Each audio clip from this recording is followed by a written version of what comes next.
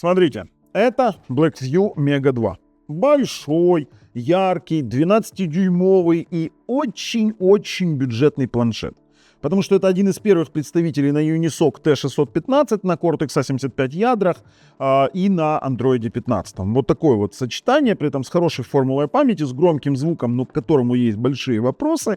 И к самому экрану, хотя он и яркий, но, черт возьми, Mega 1 был лучше, в Mega 2 60 Гц. Но, в общем-то, стоит ли он вообще внимания, мы разберем в этом обзоре, потестируем, погоняем, поиграем во что-то. Короче, вот такой вот Blackview Mega 2 на канале Технозон. Поехали.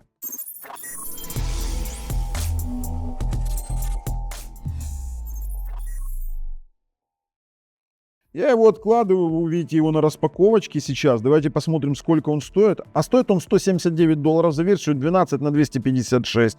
У меня конкретно глобальная версия 12 на 256. Мега 1 стоит 166,60. Ну, я не знаю, я думаю, что он будет поинтересней. Но, смотрите так.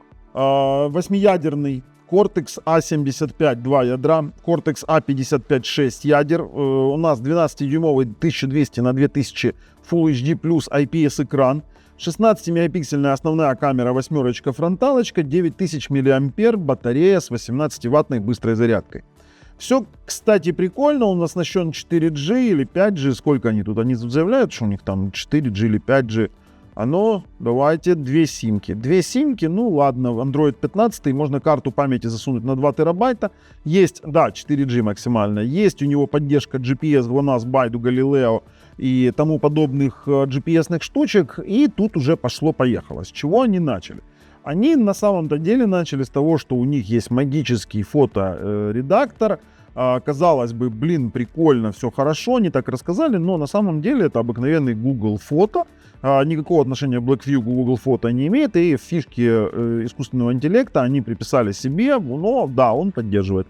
Можно поудалять эти штучки. По камере вообще я был удивлен, потому что для столь бюджетного планшета, вообще для планшета, как такового, камера показалась мне действительно хорошей.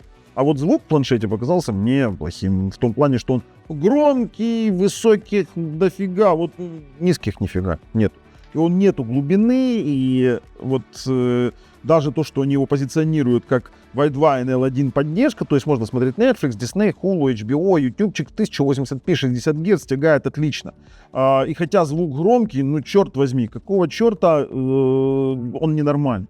То есть посмотреть кино на нем можно, то есть кино смотреть можно, но с таким звуком это будет не совсем комфортно. И вам придется сюда уже мастырить либо какие-то внешние колоночки, либо, откровенно говоря, смотреть его в наушниках, потому что насладиться нормально звуком вы не сможете. А вот 12-дюймовый экран порадовал своей яркостью. У него есть, у него не стилус, у него тапалка в комплекте, которую вы тоже увидите. Ну и что еще? Можно расширить 12 гигабайт оперативной памяти до 36 за счет хранилища. Хотя не самый лучший вариант. Я обычно это отключаю, тогда проблем и багов в системе меньше. Стереодинамики. Да, стереодинамики. У нас экранчик, как они видите, пишут 178 градусов. Ну, действительно, 16:10. У него широкие углы, 60 Гц. Refresh rate 60 Гц. Хотя, давайте так. У меня камера снимает 60 Гц. И вы увидите на камеру, что у него чуть-чуть видно частоту развертки. Как бы у меня есть вопросы. Я не могу замерить частоту. Вот если кто-то знает, как замерить частоту, но на камеру 60 Гц частота не совпадала. Возможно, она 58, хотя в самой AIDA пишет 60. Ладно, тоже такое дело. 16 на 10 это мы уже увидели. Widevine L1 опять повторяются. Blackview очень любит. Есть сплитскрин, на который, он есть сейчас везде, поэтому как бы на него сейчас обращать внимание. WPS Office, VPS Office так называемый, и в принципе все. Больше тут не на что обращать внимание, хотя они будут писать еще очень-очень много разных рекламных материалов о том, как можно здесь классно что-то редактировать. Ссылки разместил в описании под видео. Подписывайтесь, нажимайте колокольчик, переходим на распаковочку, тестирование и, конечно же, выводы. Так, ну что, распакуем. Сейчас почитаем, что у нас тут есть. Куда ее взяться вообще? Сбоку там обычно. Да сбоку, тут вообще что-то оно запаяно, как не знаю что. Смотри, вообще даже взяться не за что. Есть. Так. Открываем.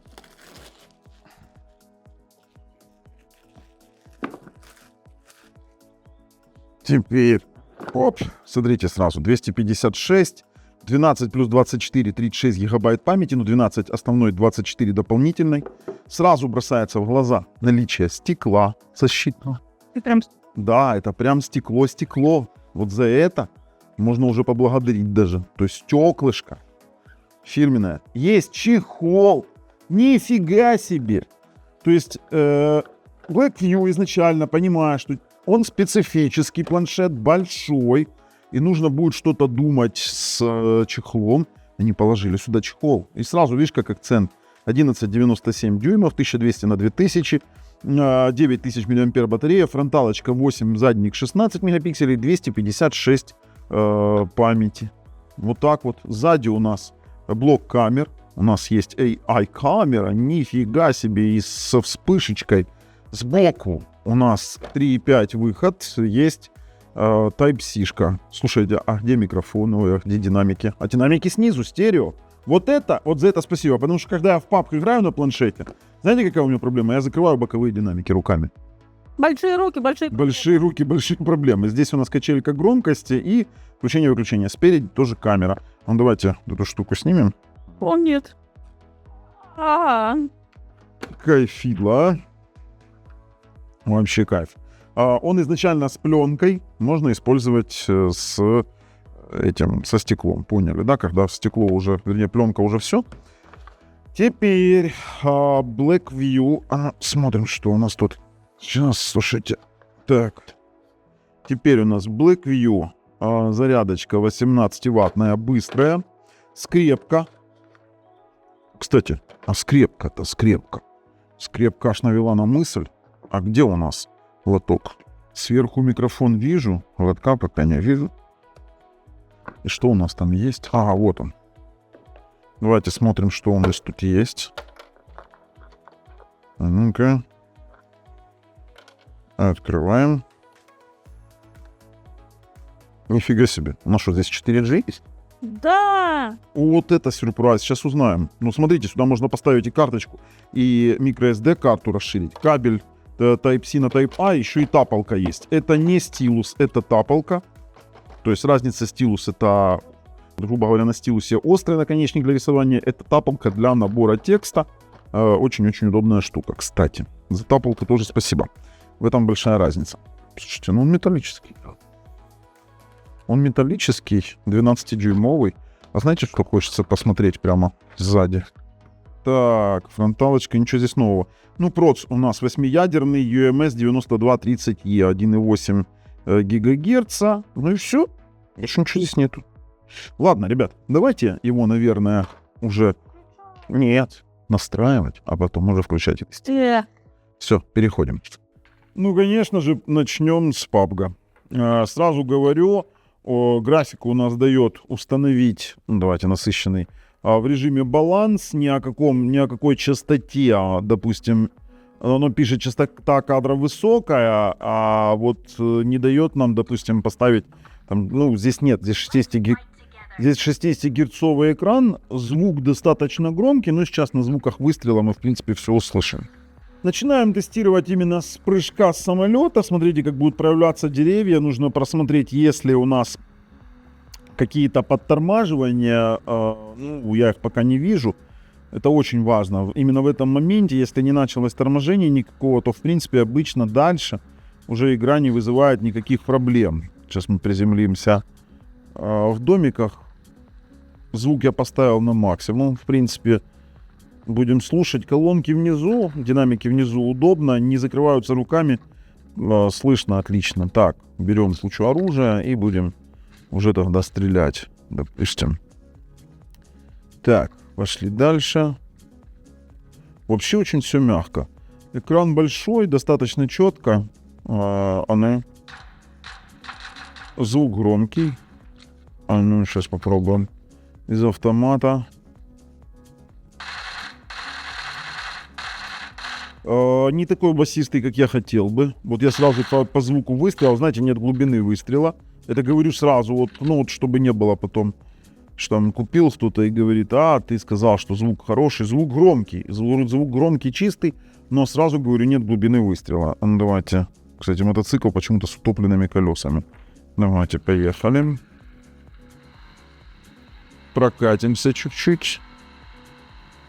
Не тормозов нет, ничего. Это ж вы видите, прям при вас это все делаю. Да, звук хотелось бы чуть-чуть погромче. Он имеется в виду погромче басистую часть, тогда бы он в общем был бы громче. А так сейчас там некоторые моменты есть и все. Нет, никаких проблем не вызывает.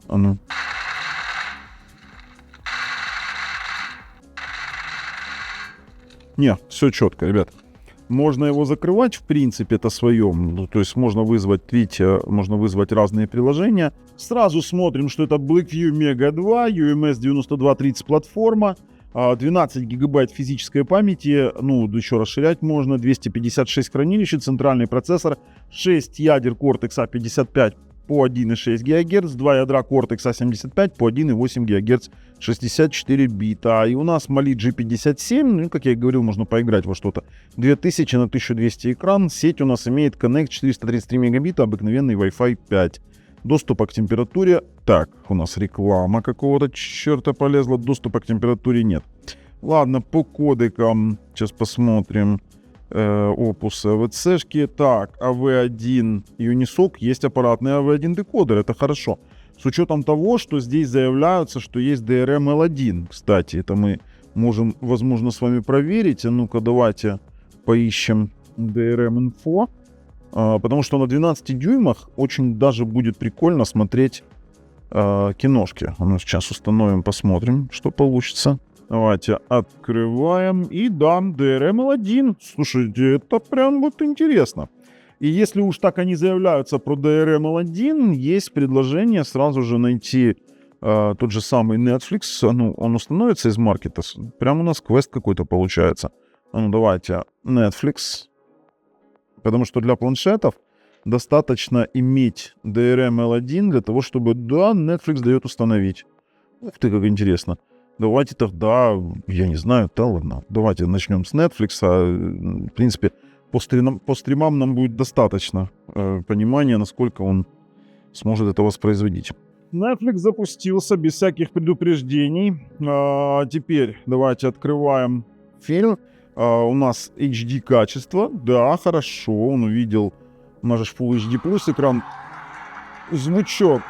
То, что я говорил, он громкий, перенасыщен высокими частотами, низких частот нет. Netflix работает отменно, вопросов по Netflix нет. Так же, как и ютубчик, сразу проверяем мультимедийные возможности. Давайте разрешаем, включаем мой аккаунт и выбираем мой канал 4К Geoplace. Специально для тестов у нас есть такой вот интересный каналчик с моей дикой рекой. Смотрим, что он нам дает декодировать. Специально снимали для тестов. Не декодирует HDR. 1080p 60 Гц. Ну-ка смотрим. Статистику не даст, все понятно. Оверлей перекрывает громкий, опять же, громкий чистый звук, но он слишком высокий. То есть нет басов. По звуку такая 3 из 5, такая троечка натянутая при этом. По качеству изображения, по работе стриминговых сервисов, то есть вы здесь можете спокойно ютубчик смотреть без каких-либо вопросов, 1080p 60 Гц, с достаточно широкими углами обзора.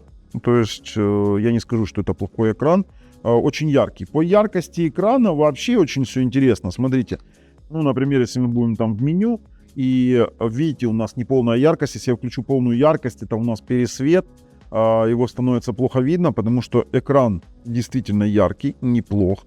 Раз уж мы вошли в меню, давайте посмотрим, что у нас тут есть интересного по экранчику.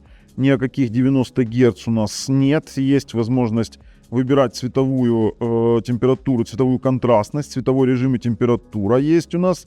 Автоповорот. Дважды щелкните экран для включения. Нормальная опция. И больше тут ничего такого интересного нет. Цифровое благополучие, о планшете Mega 2, 256 хранилища. И у нас это все на Android 15. Смотрим, это 15 Android или нет? Давайте Android 15 посмотрим. Да, это 15 Android. Кстати, один из первых планшетов на 15 Android. Расширить память можно до 36 гигабайт, 12 плюс 24. За это тоже, в принципе, можно похвалить. Хотя я обычно вот эти все увеличения сразу же отключаю. Дальше проверим с вами сетевые модули. Это обязательный у нас какой-то, знаете, уже челлендж, оно 192. И в 5 ГГц у нас он показывается, ждем 360, да, при коннекте в 433 это хороший показатель в том плане, что он больше, чем 60% падению от канальной скорости. Вернее, меньше, чем 60% падения дает, поэтому это хороший показатель для его модулей, которые у него встроены. То есть тут у меня вопросов нет. И это действительно при 433, там, это буквально там 80% показать. Это хорошо. Давайте дождемся конца теста. 340 на 360. Хорошо.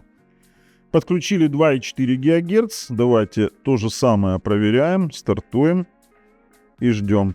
Для 2,4 тоже неплохо. Это выше среднего. Все, что выше 30 мегабит, от 30 до 60-70 это средний показатель. Все, что выше 60-70 это хороший показатель. Здесь у нас конкретно средний показатель Wi-Fi. Сейчас на выгрузку посмотрим. Будет более понятно. Здесь у нас 60-70 на выгрузку вообще отлично.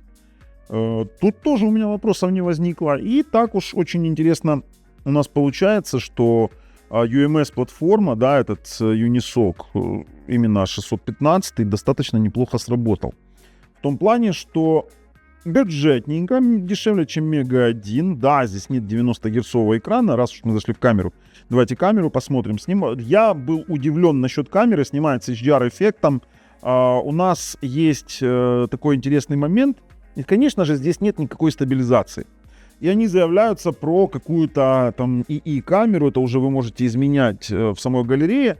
Но то, что он фотографирует неплохо для планшета, то есть они взяли телефонные модули, как обычно, свои Blackfusion засунули в планшет. И это получилось действительно неплохо.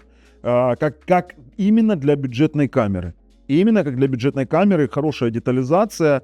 Оригиналы все в описании под видео. Пожалуйста, смотрим. Смотрите. Все супер, слушайте. Вот прям я прям удивлен. Я прям действительно удивлен. Я не скажу, что это топ-камера. Она не то, что не топ. Она, если брать в сравнении с какими-то нормальными, вот смотрите, здесь нет ни стабилизации, ничего. И снимает она Full HD видео 30 FPS. Да, вот, пожалуйста, Full HD видео 30 FPS. Но как за свои деньги, так еще и камера неплохая, именно учитывая планшеты. Обычно китайские планшеты не то, что камерами не славятся, они вообще это, полное фуфло. А здесь, можно пофотать. Можно пофотать. И вот, кстати, интересно мне посмотреть. О, Лена, что ты тут нафоткала? Прям в лужах какие красивые отблики. Мама, не горюй. Не скидывай все на планшет, там были... Твои волшебные руки дальше тут сработали, да? Ну ладно, теперь мне интересно, что там за искусственный интеллект? Или они через Google это все сделали? Через Google Фото, да? Скорее всего. Да, потому что здесь нет своей собственной галереи, а в Google Фото, конечно же, это все делается с помощью эти пельмени. С помощью того же самого искусственного интеллекта. Давайте изменить. Сейчас посмотрим. Да, и уже тут у нас пошло, там, допустим, с искусственным интеллектом волшебный редактор, мы можем что-то делать там, не сохраняя. Вот он открывается, и можем что-то там, допустим, убирать. Что мы можем здесь делать? Куст можем что-то с ним сделать? Стереть. Я выбрал не очень хорошо, да? Не то чуть-чуть. Что-то пошло не так, потому что надо выбирать на какие-то конкретные действия. Давайте сейчас попробуем. Вот тут будет, наверное, интересно. Давайте изменить. Давайте попробуем здесь. Где у нас там коррекция? Давайте коррекция. Давайте волшебный редактор. Это именно тот искусственный интеллект, о котором они говорят. Давайте выберем вот так вот. Уберем вот эти штучки. Их надо тоже убрать. Вот видите, оно отмечает то, что оно будет удалять. Все, давайте попробуем его стереть. Эти ягодки. Ждем. Да ладно. Google фишки. Ну, действительно, да, вот что-то стирает, что-то хорошо делает, но это не заслуга, допустим, того же Blackview. Я об этом говорю правду, потому что, смотрите, как хорошо стерло, а? Потому что на самом-то деле это заслуга самого искусственного интеллекта Гугла. А теперь тестируем 4G. Смотрите, я в центре Запорожья.